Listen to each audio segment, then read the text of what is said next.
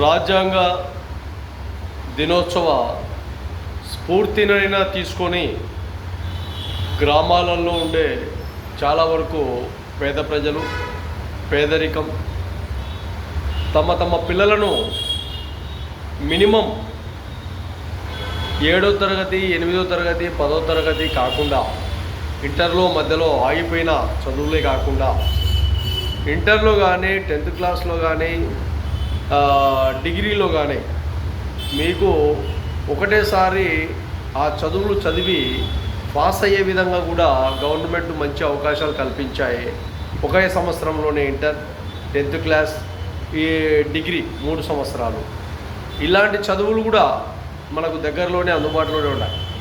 కాబట్టి ఎక్కడ కూడా మధ్యలో ఆగిపోయిన చదువులను మళ్ళీ మొదలెట్టే విధంగా అదేవిధంగా మినిమం డిగ్రీ వరకైనా పూర్తి చేసే విధంగా పిల్లలు చదువుకోవాలని ఒక భారత రాజ్యాంగ విలువలు ఏ విధంగా అయితే ఉన్నాయో ఆ విధానాన్ని చదువుకుంటేనే విషయాలు తెలుస్తాయి అన్న ఆలోచన విధానాన్ని గ్రామాలలో ఉండే ప్రజలు పేద వర్గాలలో ఉండే ప్రజలు చాలా వరకు బాగా ఆలోచన చేయాలి. ఈ ఆలోచన అయితే ఎప్పుడు చేస్తారో ఆటోమేటిక్గా భారత రాజ్యాంగంలో ఉండే ప్రతి ఒక్క అంశం మీద మనకు మంచి అవగాహన వస్తుంది.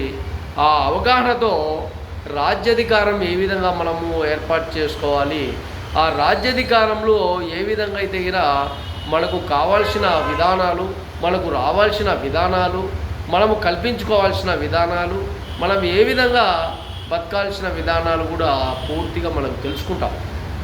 కాబట్టి ప్రజలు ఎక్కడ కూడా నిర్లక్ష్య వైఖరి కాకుండా ఖచ్చితంగా తమ తమ పిల్లలను తల్లిదండ్రులు బాగా చదివించే విధంగా ఉండాలని మనస్ఫూర్తిగా మనస్సాక్షిగా మహాజన రాష్ట్ర సమితి ఆంధ్రప్రదేశ్ ద్వారా అందులో కడప జిల్లా ప్రొద్దుటూరు నుండి చాలా వరకు మన రాష్ట్రంలో ఉండే ప్రజలకు పేదరికంలో ఉండే ప్రజలకు పిల్లలకు అందరికీ కూడా ఈ విషయాన్ని తెలియదు.